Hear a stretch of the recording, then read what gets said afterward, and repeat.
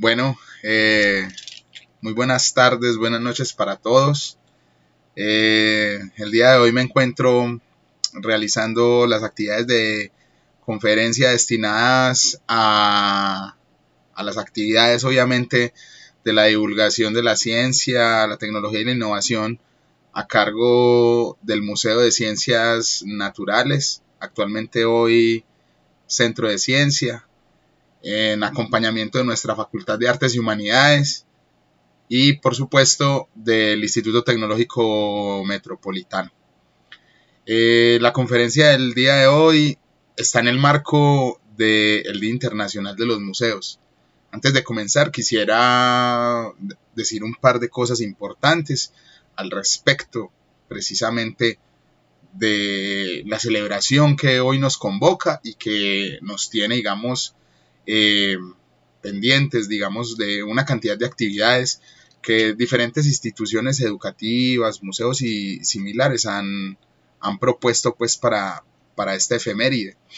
Lo primero que es importante resaltar es que el Día Internacional de los Museos se celebra con motivo de tratar de proponer una profunda reflexión acerca del papel que cumplen estas instituciones en el ámbito de lo respectivo a el desarrollo, digamos, cultural de la sociedad. Y el día se celebra en particular porque sabemos que los museos son los espacios que se desarrollan como un ágora contemporáneo y que nos permiten poner en diálogo todas las ideas que tenemos en torno a la forma como nos relacionamos con el entorno en que vivimos, con el lugar de donde somos. Entonces, esta celebración es primero un festejo en torno a la forma en que nos entendemos y nos relacionamos con nuestra propia identidad. Y también es una bonita oportunidad para reflexionar el presente en el que vivimos y el lugar al que pertenecemos. De tal manera que pues el Día Internacional del Museo no solamente es un espacio para celebrar el día de la institución museo como tal, sino que es más bien un espacio, digamos, destinado al ejercicio de la reflexión. ¿Al ejercicio de la reflexión sobre qué? Sobre el patrimonio en sus acepciones más complejas. El patrimonio tanto inmaterial como el patrimonio que denominamos material o al cual nos referimos cuando hablamos de aquellos objetos que hacen parte de esa referencia a ese pasado inmediato nuestro. Entonces el Día Internacional de los Museos es el contexto para eso, para hacer todo este ejercicio de reflexión en torno precisamente a la manera como nos estamos relacionando con nuestro desarrollo histórico, con el contexto donde vivimos y pues aparte de eso, crear obviamente una conciencia sobre el contexto que habitamos y la función que cada uno cumple pues como ciudadano. Entonces, a razón de eso, es la celebración. La celebración es para conmemorar precisamente que tenemos en estos contextos sociales, con una conformación estatal. Tenemos los museos como ese lugar que permite precisamente hacer visible pues diferentes perspectivas que se pueden tener frente al contexto nuestro. Entonces el Día Internacional de los Museos es una oportunidad para que todos pues hablemos un poco acerca de cuestiones que nos ocupan y que tienen que ver precisamente con no solamente pues la perspectiva del patrimonio como una suerte de objetos excepcionales y exóticos que se guardan en el museo, sino pues también pensar un poco cómo es precisamente esa relación que establecemos con la ciudad. Entonces, el día de hoy la conferencia tiene por finalidad poner pues en diálogo algunas ideas en torno a las ciudades del futuro, en el contexto de una expresión muy actual que recoge, digamos, como el sustrato de la cultura popular contemporánea, y es el cyberpunk. ¿A qué me refiero con esa expresión?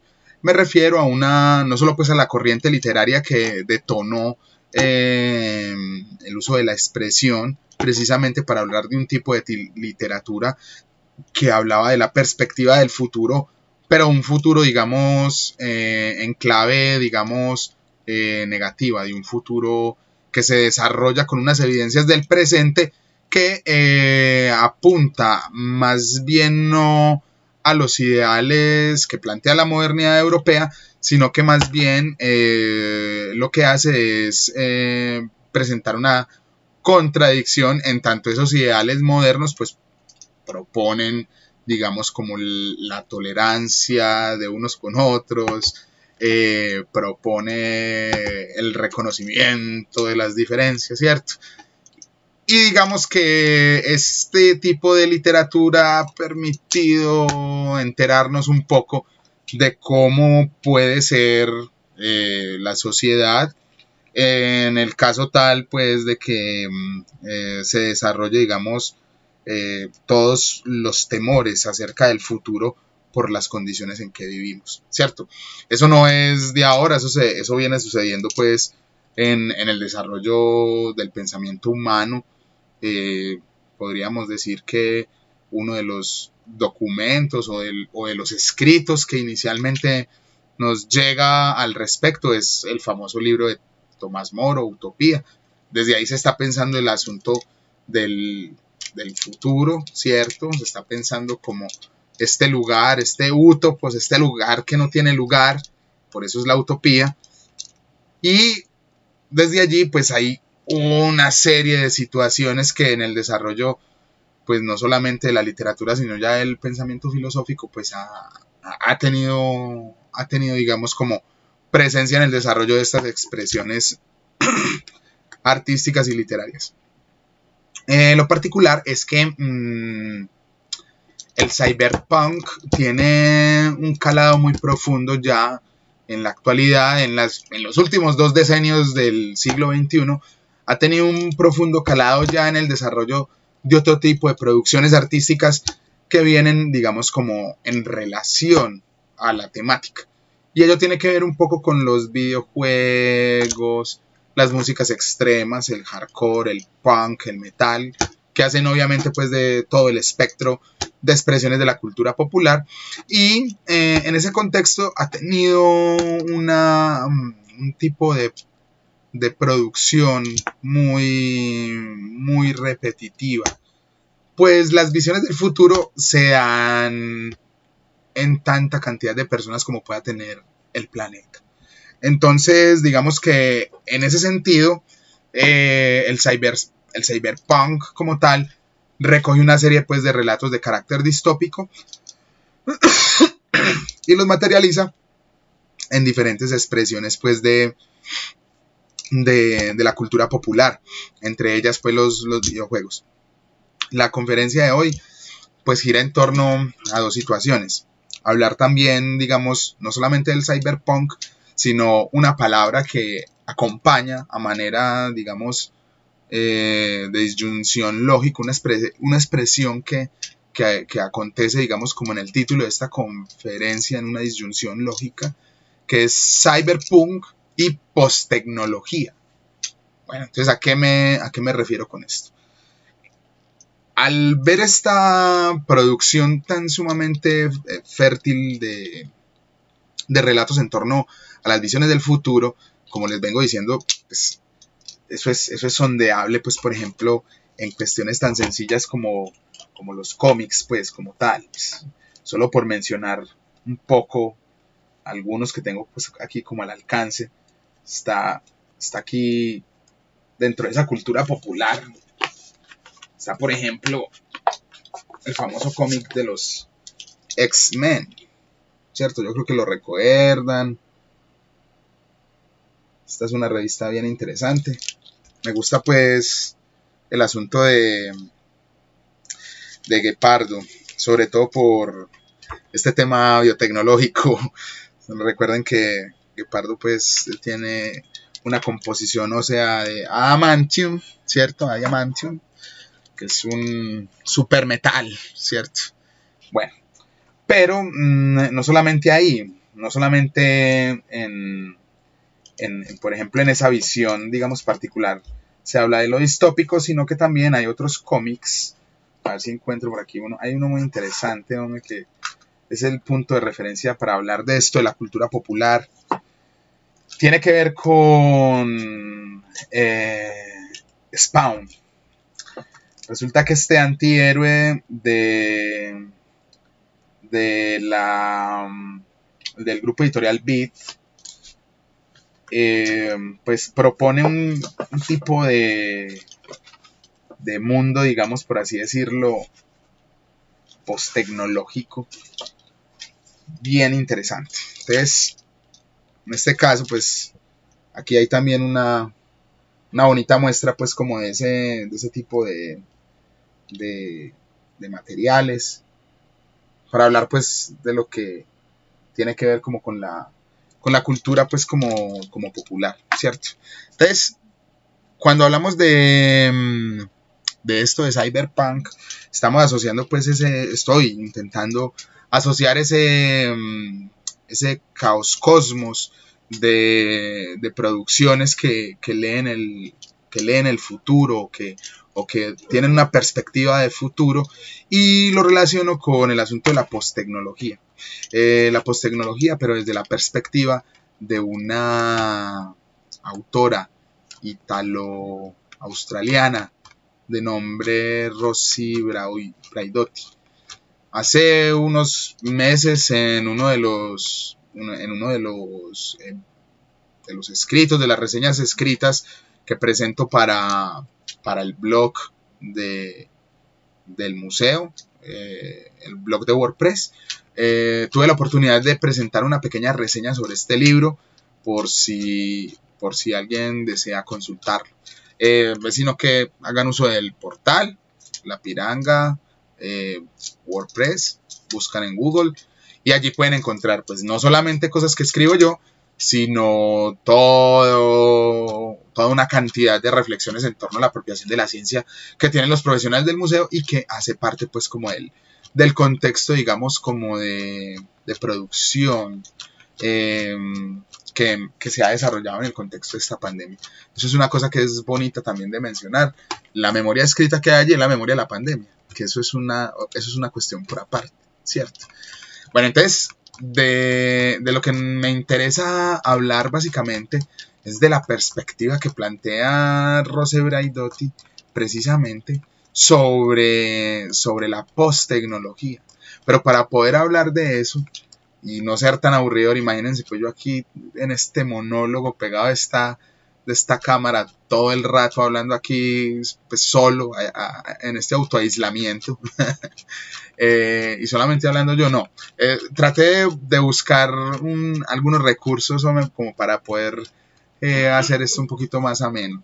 Y entonces, en esa línea, pues, de hablar de la posttecnología, y de hablar del cyberpunk, y de hablar, obviamente, pues, de la relación de ambas cosas, de una filosofía de lo poshumano, de una producción literaria en torno al cyberpunk, se me ocurrió que lo más ideal sería, pues, compartirles a ustedes un fragmento de un pequeño trailer que se desarrolló para un videojuego muy popular en la consola PlayStation 4 y Xbox.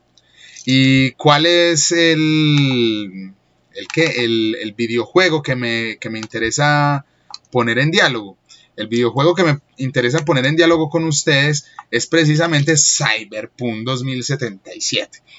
Entonces, como para no aburrirlos, pues, solamente con mi timbre de voz némico, pues, voy a poner el tráiler y se los voy a compartir para que lo observemos, y a partir de allí introducir a Rosy Braidotti y hablarles un poco del libro, lo poshumano, y me voy a tomar el atrevimiento, a razón de que es precisamente un espacio, digamos, de de conferencia, un espacio pues de diálogo para leer algunos fragmentos, específicamente un fragmento introductorio que tiene el libro de Rosy Braidotti y que me parece pues es el centro como de todo esto y que puede alimentar un poco más el espectro pues como de esta comunicación con ustedes y pues dar acceso digamos como a la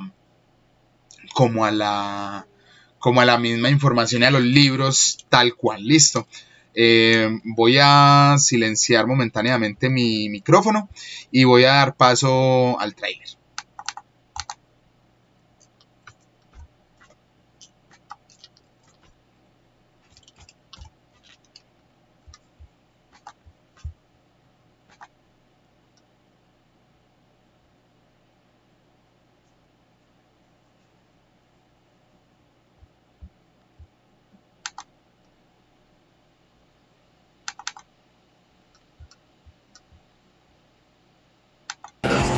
¿Saldremos de una pieza?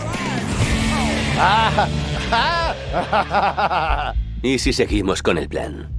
Hay un prototipo tecnológico, un biochip. Tienes que robarlo. Y supongo que pertenece a una corpo, ¿no? A Arasaka. Estamos robando a unos peces muy gordos. Es lo que hay. Quien no arriesga no gana. La primera regla del Afterlife. ¡Bingo! Huelga decir que lo haremos con discreción. Preferiblemente sin fiambres. Ninguno. Parece sencillo. ¡Tragad plomo, cabrones! ¿Va a ser peligroso? No te preocupes, amor. Soy a prueba de balas. ¡Mueve su culo, pero ya! ¿Qué coño acaba de pasar ahí? Nightingale no deja de fascinarme. La puta primera división. ¿Contento, Jackie? Sí, es que está muy pinche alto. ¡Hora de irse! Ay, Dios mío, estamos jodidos.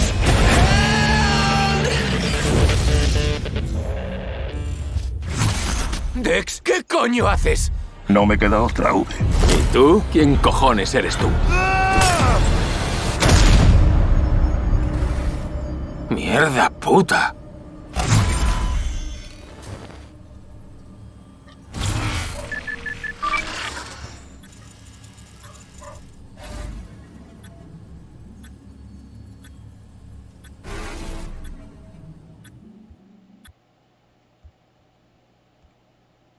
Bueno, como pueden observar ahí una parte del Seguramente ya has escuchado tráiler. hablar de Cyberpunk 2077 y la cantidad de cosas brutales que va a tener, los gráficos, Vamos a sus parar innovaciones, acá. etc. Pero ¿por qué todos hablan de él? ¿Por qué genera tanta expectativa y qué lo hace tan especial? Acompáñame a descubrir por qué Cyberpunk 2077 es uno de los juegos más esperados. Eso, se quedó ahí el navegador abriendo otro video. Bueno, en fin. Bueno, lo interesante de Cyberpunk son dos cosas a mi manera de ver, grosso modo. Lo primero es el desarrollo de la ciudad, ¿cierto? Ese es el primer asunto que me llama la atención y ese es el contexto que permite pues como conectar a Rosy Braidotti con lo que les planteo.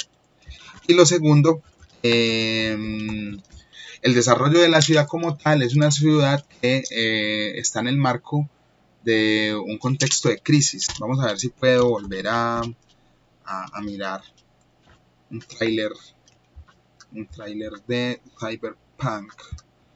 Vamos a mirar.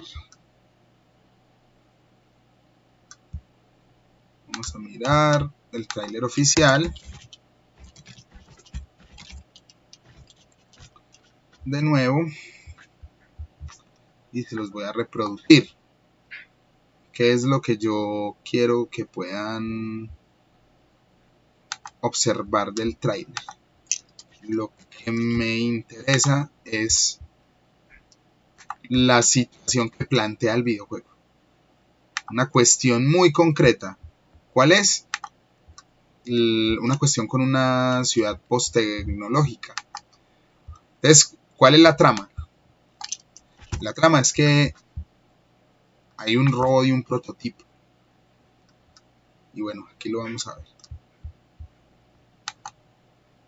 A ver. Me pidió permisos de edad. Espérate, Aero. Vamos a ver si lo proyecto de otra manera. Permítame. A ver.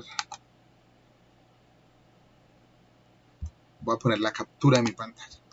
Eso. Perfecto. Se me ve así mientras que yo hago esto. A ver.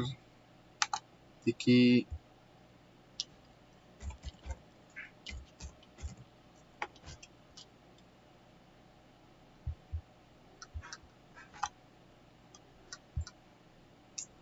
Vamos a mirar. Cyberpunk. Aquí viene otra vez. Trailer.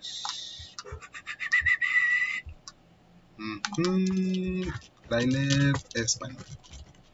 Ha sido un juego de video muy sonado en la red. La plataforma Steam ya pues dispone de él. Quienes les interese, pues ahí está.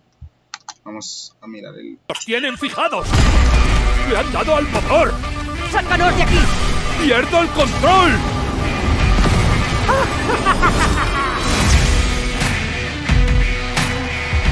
En CD Projekt Red, nuestra especialidad es contar historias inmersivas. Pero con cada nuevo proyecto, nos proponemos crear algo más grande, complejo y desafiante. Venga, V, vamos a casa. Cyberpunk 2077 aúna la exploración de un gran mundo abierto con un combate dinámico, decisiones que cambian la historia y un desarrollo sólido de personajes para transmitir nuestra visión de un futuro sombrío. ¿Te has sentido como si la ciudad no te diera opción? O te quema vivo, o jamás has existido para ella. Corre el año 2077. Una crisis económica y una guerra nuclear dejaron a América en las últimas. Casi todo el continente es una zona de guerra donde reina la anarquía. Y gente de todas partes acude a la ya de por sí abarrotada Night City, una de las pocas megalópolis que quedan en el mundo. En Night City se congregan los mejores recursos y expertos, junto con los fabricantes de tecnología de última generación. Todo para mantener la promesa de un futuro civilizado. ¿Qué? ¡No! ¡No puede ser verdad! ¡Oh, claro que sí! Pero a pie de calle se libra una implacable lucha de poder. Bandas, agentes corporativos, estafadores, sectarios, políticos y delincuentes de toda índole bregan por imponerse a los demás. Y los inocentes se ven atrapados en el fuego cruzado. ¿Buscas justicia? ¿En Night City? Busco venganza. Es más factible. En un mundo devorado por un sinfín de conflictos, a veces la tarea recae sobre alguien de fuera. Elizabeth dice que tienes respuestas. Soy todo oídos. Y ese alguien eres tú. Merc a sueldo con mejoras cibernéticas. Parece que nos entendemos. Toma esto también. Como Merc que eres, no te casas con nadie. Has decidido vivir al margen de la ley y confías en tu talento para trepar por el cruel escalafón de los bajos fondos de Night City. El corazón de Night City. Justo ahí. Si quieres prosperar como Merc, tendrás que hacer buen uso de tus habilidades, equipo y reputación. Dexter te ha puesto por las nubes. Espero que no exagerara. Con el dinero que ganes, podrás convertirte en un arma viviente o comprar cientos de mejoras y armas de fuego.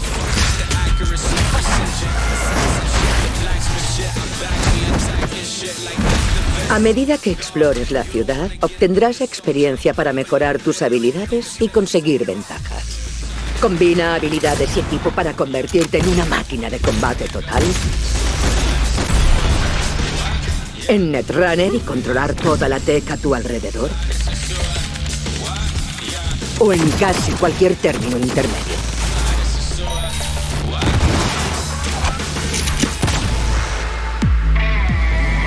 En Cyberpunk 2077 robarás un prototipo de biochip con el que podrías darte la gran vida. Por hacernos asquerosamente ricos. Cuando el recipiente que lo contiene se rompe, el único modo de impedir que se eche a perder es insertándolo en tu cabeza. El biochip encierra el alma digitalizada de Johnny Silverhand, un rockero cuya naturaleza violenta le costó la vida. ¿Dices que tengo un puto terrorista en la calabaza ahora mismo? Ahora clama venganza y se propone destruir la megacorporación que creó el chip. Hay que hacer lo que sea para cortarles el chollo. Lo que tienes en la cabeza podría decantar la balanza en Night City. Y los peces gordos harán lo que sea por echarle el guante. Te dije que acabaría contigo. Tus decisiones moldearán la historia y afectarán al devenir de los acontecimientos. ¡Ve, tienes que chingarlos! ¡Para eso vinimos! Pero en Night City no todo será caminar por la cuerda floja. El estilo también es importante. Elige tu ropa, tu buga, tus aficiones, tus aliados. ¿En qué te gastarás el dinero sucio que ganes?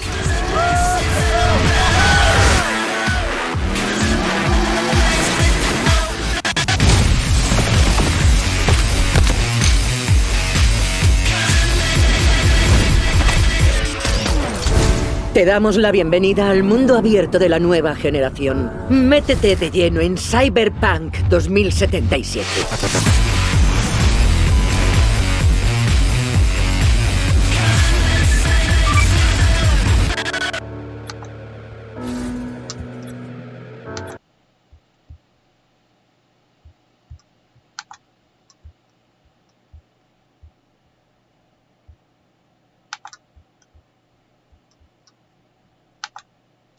Bueno, como pudieron observar,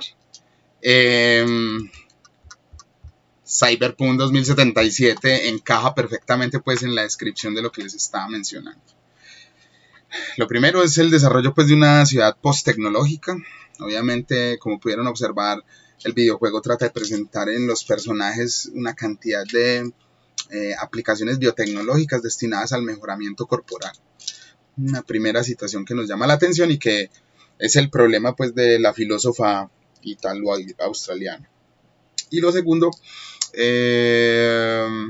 obviamente, el desarrollo mismo de la ciudad y el conflicto que se genera en el manejo de lo que allí se denomina un biochip, que pues hace realidad una de las tantas paradojas que hay ahora con el desarrollo biotecnológico. Ustedes saben que hay toda una tendencia a tratar de crear una memoria que sea capaz de emular la capacidad del cerebro humano. Entonces eso, digamos que el videojuego lo trata allí ya como un avance tecnológico ya resuelto, pero en el contexto de una guerra nuclear y de una crisis económica, obviamente. Ustedes pueden ver que ahí pues se habla de entrada de cómo se modifica el cuerpo y cómo usted accede precisamente a las modificaciones del cuerpo dependiendo de la forma como usted interprete pues el uso de su personaje. Voy a proceder entonces a leer algunas líneas que tienen que ver con el asunto desde la perspectiva de Braidotti. Es una bonita oportunidad como para aprovechar también una lectura en línea, una lectura en vivo que nos pone, digamos, en diálogo como las ideas de esta pensadora y nos hace de pronto ampliar un poquito lo que vemos en Cyberpunk 2077. Como vengo diciendo, hablo de la introducción del libro Lo Poshumano. Comienzo. Introducción. No todos podemos sostener con un alto grado de seguridad que hemos sido siempre humanos o que no hemos sido otra cosa aparte de eso. Algunos de nosotros no son considerados completamente humanos ahora. Figurémonos en las precedentes épocas de la historia occidental social, política y científica. No si por humano entendemos esa criatura que se nos ha vuelto tan familiar a partir de la Ilustración y de su herencia. El sujeto cartesiano del cogito, la kantiana comunidad de los seres racionales o, en términos más sociológicos, el sujeto ciudadano, titular de derechos, propietario, etcétera, etcétera. Y sin embargo, este último disfruta de un amplio consenso y conserva la tranquilizadora familiaridad del lugar común. Nosotros afirmamos nuestro apego a la especie como si fuera un dato, de hecho, un presupuesto, hasta el punto de construir en torno al humano la noción fundamental de derecho. Pero las cosas son de verdad así. Mientras hoy cada vez más a menudo las fuerzas sociales conservadoras y religiosas se afanan por reinscribir lo humano en el interior de los paradigmas de la ley natural, el concepto mismo de humano ha explotado bajo la doble presión de los actuales progresos científicos y de los intereses de la economía global, después de la condición posmoderna, poscolonial, postindustrial, poscomunista, incluso después de la contestada condición posfeminista, nos encontramos viviendo hoy la difícil situación poshumana. La condición poshumana, lejos de constituir la enésima variación n en una secuencia de prefijos que puede parecer infinita y arbitraria, aporta una significativa inflexión a nuestro modo de conceptualizar la característica fundamental de referencia común para nuestra especie, nuestra política y nuestra relación con los demás habitantes del planeta. Cuestión que plantea una serie de preguntas en torno a la estructura misma de nuestras identidades compartidas, en tanto humanos, cogida en el fondo de la complejidad de las ciencias actuales y de las relaciones políticas e internacionales.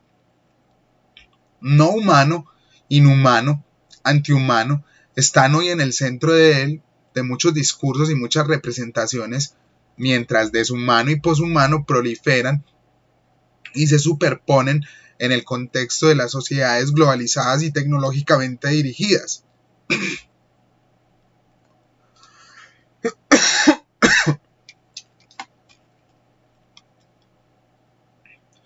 Los discursos de la cultura mainstream van desde las obstinadas discusiones económicas sobre los robots, las prótesis tecnológicas, las neurociencias y los capitales biogenéticos, hasta las más confusas visiones New Age del transhumanismo y la tecnotrascendencia.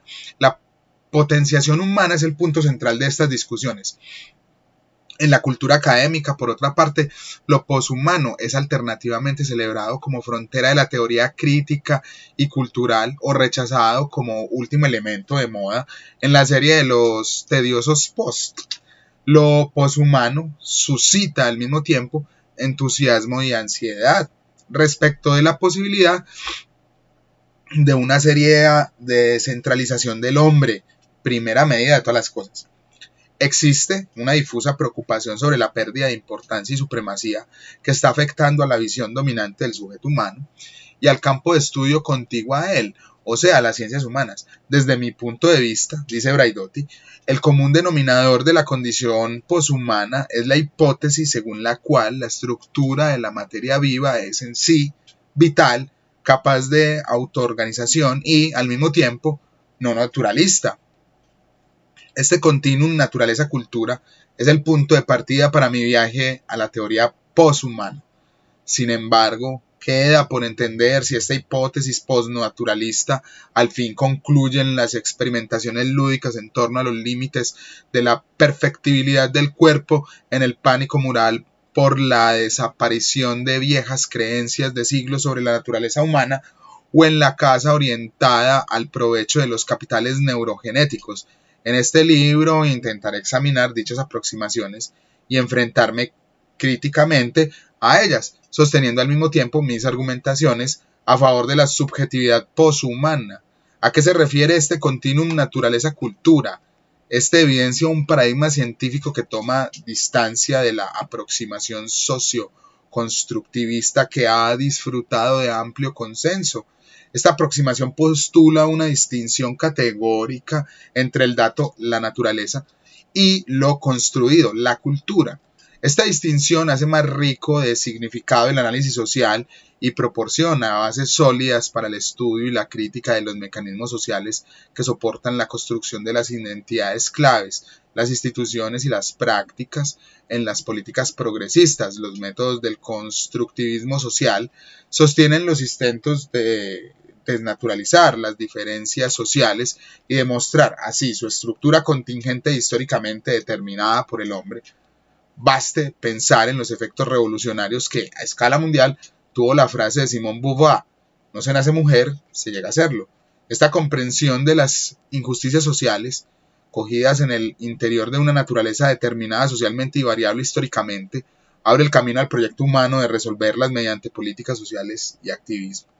Mi tesis es que esta aproximación, que se sitúa en la oposición binaria entre lo dado y lo construido está siendo actualmente sustituida por la teoría no dualista de la interacción entre la naturaleza y cultura. Desde mi punto de vista, esta última aproximación está ligada y soportada por la tradición filosófica monista, autopoética de la materia viva. Los confines entre las categorías de lo natural y lo cultural han sido desplazados y en gran medida esfumados por los efectos de los desarrollos científicos y tecnológicos. Este libro parte de la hipótesis de que la teoría social necesita poner las cosas en su sitio sobre la transformación de los conceptos, los métodos y las prácticas políticas causadas por tal cambio de paradigma. Al contrario, la pregunta sobre qué tipo de análisis político y qué tipo de política progresista es sostenida por la aproximación basada en el continuum naturaleza-cultura resulta central en la agenda de la situación poshumana. Los principales interrogantes que quiero plantear en este libro son, en primer lugar, ¿qué es lo poshumano? Y de manera más específica, ¿cuáles son los itinerarios intelectuales e históricos que pueden conducirnos a lo poshumano? En segundo lugar, ¿dónde se separa la condición poshumana de la humana? Y de manera más específica, ¿qué nuevas formas de subjetividad se destinan a lo poshumano? En tercer lugar, ¿de qué modo lo poshumano produce sus formas propias de inhumano? Es decir, ¿cómo podemos resistir a los aspectos inhumanos de nuestra era? Y por último, ¿cuáles son las consecuencias que lo poshumano tiene sobre las ciencias humanas en la actualidad? Es decir, ¿cuál es la función de la teoría en los tiempos de lo poshumano? Este libro cabalga sobre la ola de la simultánea fascinación por la condición poshumana como aspecto crucial de nuestra historicidad, pero también de la preocupación por sus aberraciones, sus abusos de poder y la sostenibilidad de alguna de sus premisas fundamentales. En parte, la fascinación está ligada a aquello que creo que es el deber de las teorías críticas en el mundo actual, es decir, proporcionar adecuadas representaciones de nuestras ubicaciones históricas y situadas. Este, en sí, modesto intento cartográfico, conectado con el ideal de la producción de un saber socialmente útil, se transforma en la más ambiciosa y abstracta cuestión del estatuto y el valor de la teoría misma. Numerosos críticos culturales han comentado la ambivalente naturaleza del malestar posteorético que ha golpeado las contemporáneas ciencias humanas y sociales. Por ejemplo, Tom Home, Claire Kohlenbrook y J. Hills Miller en el año 2012 han evidenciado el lado positivo de esta fase posteorética, sobre todo el hecho de que ésta registre efectivamente tanto las nuevas oportunidades como los peligros provenientes de las ciencias actuales. Los aspectos negativos, sorprendentemente, consisten precisamente en la falta de esquemas críticos aptos para analizar el presente. Yo estimo que la inflexión antiteorética está ligada a los acontecimientos que han sacudido el contexto ideológico después del fin oficial de la Guerra Fría. Los movimientos políticos de la segunda mitad del siglo XX han sido marginados y sus esfuerzos teoréticos han sido desterrados en tanto considerados experimentos históricos fallidos. La nueva ideología de la economía del libre mercado ha eliminado todas las oposiciones a pesar de las masivas protestas de diversos sectores de la sociedad, imponiendo el antiintelectualismo como característica saliente de nuestros tiempos. Este es un duro golpe, sobre todo para las ciencias humanas, en cuanto penaliza la sutileza del análisis llamada a prestar indebida fidelidad al sentido común, la tinería de la opinión y al beneficio económico, la vanidad del interés individual. En este contexto, la teoría ha perdido valor y a menudo ha sido desacreditada como una especie de fantasía o de narcisista autocomplacencia. En consecuencia, la versión superficial del neoempirismo, a menudo consciente con la mera recogida de datos, se ha convertido en la norma metodológica de la investigación en las ciencias humanas. La cuestión del método merece una seria reflexión después de la caída oficial de las ideologías, a la luz de los progresos de las ciencias neuronales, evolucionistas y biogenéticas. Podemos entender la capacidad del análisis teorético del mismo modo que al final de la Segunda Guerra Mundial. La situación poshumana se explica solo con la actitud posteorética.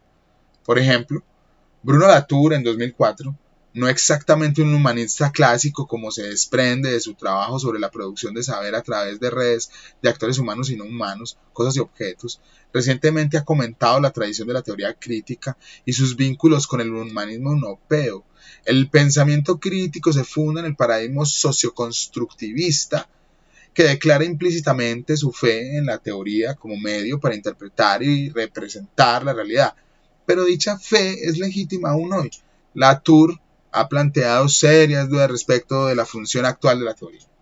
Es innegable que hay un lado oscuro en la condición poshumana, especialmente a propósito de las genealogías del pensamiento crítico. Es como si después de la magnífica explosión de creatividad de los años 60 y 80 del siglo XX, hubiéramos entrado en un monótono horizonte petrificado, carente de diferencias y caracterizado por un persistente sentimiento de melancolía.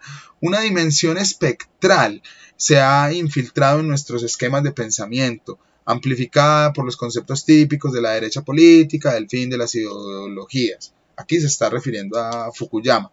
Y la inevitabilidad de las cruzadas civilizadoras. Está hablando de Huntington en un libro de 1996.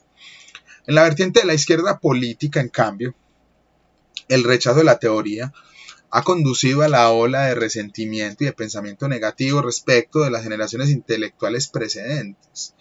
En este contexto de malestar teórico, intelectuales neocomunistas han sostenido la urgente necesidad de regresar a la acción política concreta, también al antagonismo violento, si es necesario, más que insistir con otras especulaciones teoréticas, y han contribuido así a volver obsoletas las teorías filosóficas postestructuralistas. En respuesta a este general clima social negativo, yo quisiera dirigirme a la teoría poshumana, entendiéndole sea como instrumento genealógico, sea como brújula para la navegación. Lo poshumano es un término útil para indagar en los nuevos modos de comprometerse activamente con el presente, razonando sobre algunos de sus aspectos de manera empíricamente fundada, pero no reduccionista, crítica, pero no nihilista.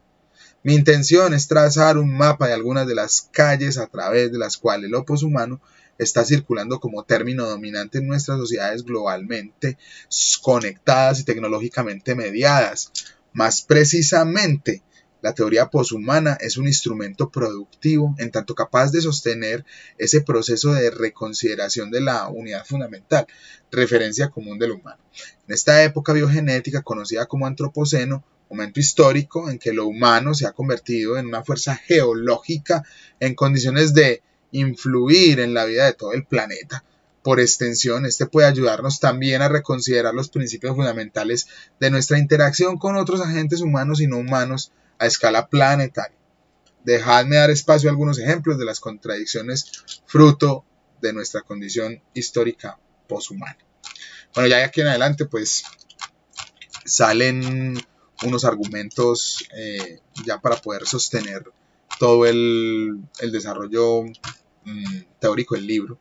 Ya esta parte pues sí no la voy a leer, ya solamente quería leer ese fragmento que me parecía importante y lo traje a cuento precisamente pues para hablar un poco de esto. ¿De qué se trata? Se trata de que el poshumanismo como una corriente, digamos, de carácter teórico, ha sido cuestionada en tanto desarrollo teórico porque se le confunde. En algunos casos se le confunde, digamos, como una estrategia de un academicismo desarrollado para dar aceptación, digamos, a ciertos temas tabú de la biotecnología. ¿Cuáles específicamente? No sé si ustedes recuerdan que hace unos años estuvimos con una situación muy particular. Nos estuvieron hablando acerca de un trasplante de cabeza. Este trasplante de cabeza pues, se pretendía llevar a cabo con un ciudadano ruso, quien decía pues que deseaba pues tener esa posibilidad de vida por un trastorno neuropsíquico en particular. Bueno, a ver. Bueno, A ver, vamos aquí a mirar un pequeño post aquí chiquitico en el que nos van a hablar de este detallito.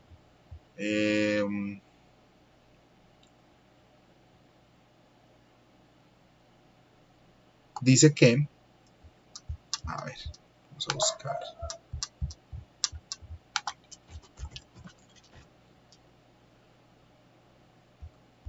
Velo aquí, la noticia de la BBC. Aquí está. Esta noticia, sí, perfecto. Aquí está. En el 30 de septiembre del año 2016, Valery Spiridonov manifestaba que quería someterse al primer trasplante de cabeza en la historia.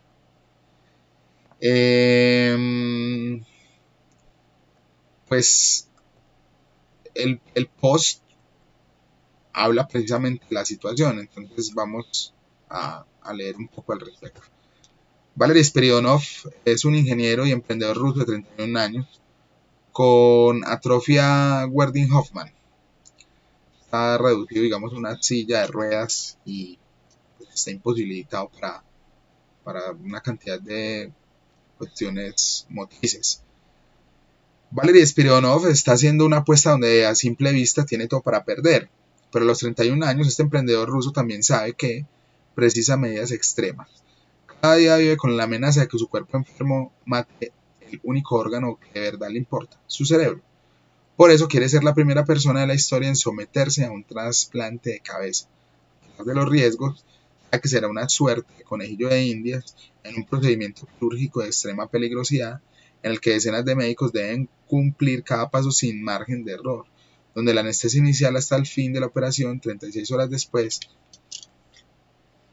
Es consciente de que para que todo vaya bien, su cabeza y el cuerpo del donante no deben rechazarse mutuamente y que tendrá que superar un mes en coma y un año de fisioterapia.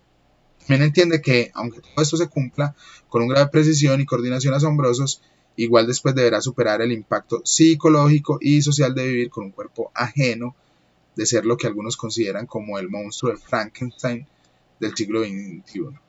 La inspiradora historia del paciente más joven del mundo en recibir un trasplante. Bueno, como pueden observar, lo que Braidotti está diciendo no es más que obviamente una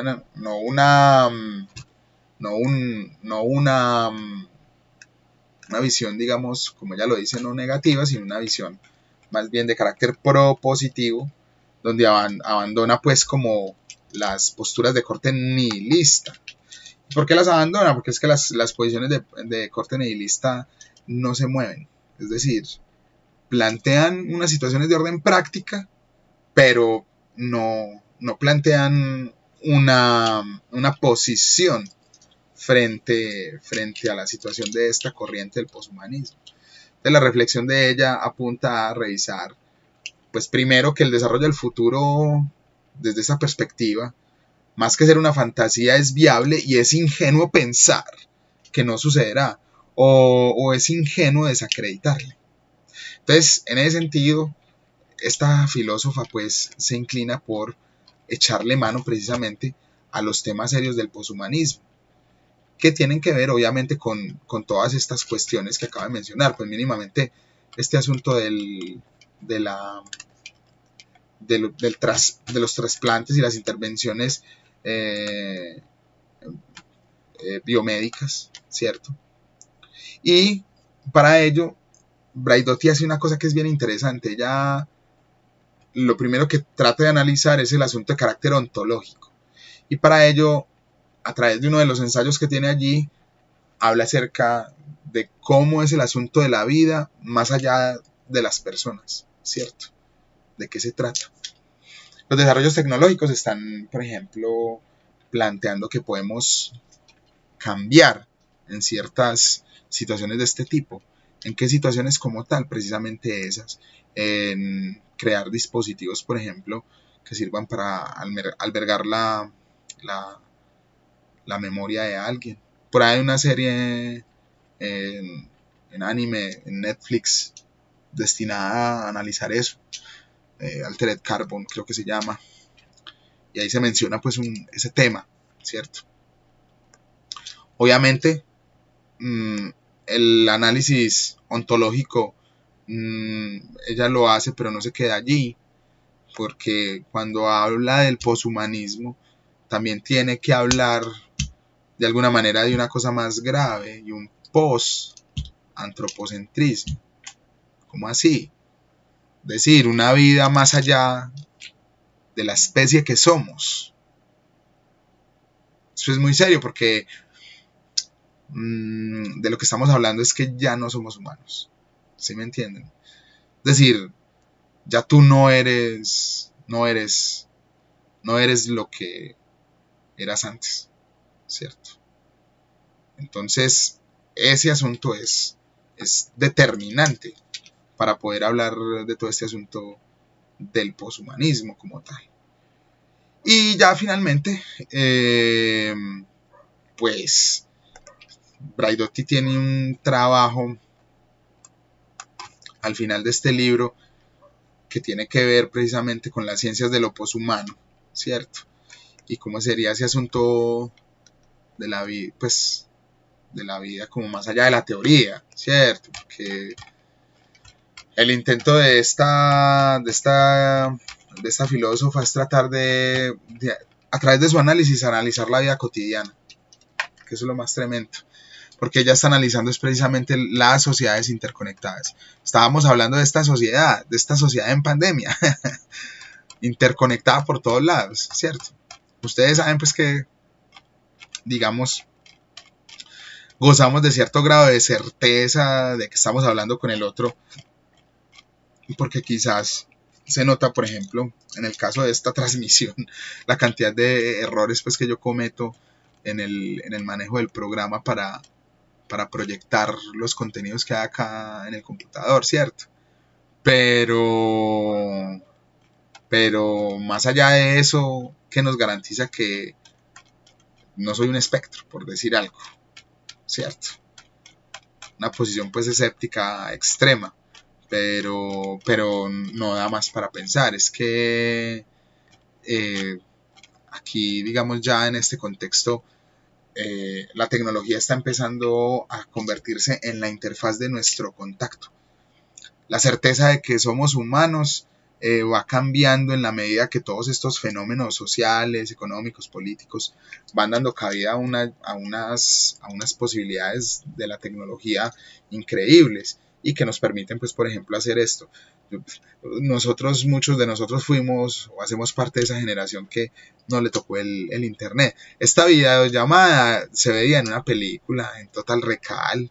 Usted veía a Schwarzenegger allá hablando por un maletín gigantesco y pesado, que era un teléfono con el cual tenía una videollamada. Y eso en el 80, eso era, wow, la tecnología. Y esto ahora es real. Yo ahora estoy precisamente en un computador o en un dispositivo similar al que presentaba el protagonista de la película, ¿cierto? Entonces, digamos que la tecnología se va abriendo camino, en tanto pues la misma tecnología va creando pues como los cimientos para que ella misma se vaya yendo hacia ese rumbo. Finalizo con esto, un último fragmento aquí que me parece importante como para cerrar. Las ciencias humanas se pueden inspirar en estos nuevos modelos de pensamiento, es decir, la teoría crítica poshumana.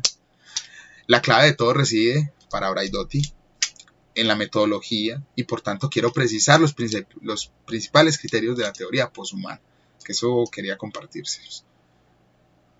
Como modo de explicar las nuevas reglas del juego, para intentar aplicarlas a las disciplinas humanistas. Mis reglas de oro son precisión cartográfica, con el corolario de la responsabilidad ética, transdisciplinariedad, la importante combinación de crítica y figuraciones creativas, el principio de la no linealidad, es decir, dejar de creer que todos son una secuencia de eventos acumulados, ¿cierto? pues que hay cosas que tienen una vertiente netamente espontánea, azarosa, fortuita, ¿cierto? Bueno, los poderes de la memoria y la imaginación y la estrategia de la desfamiliarización, es decir, destruir en ese relacionamiento ontológico la situación esa de, pues obviamente, de creerse pues desfamiliarizado.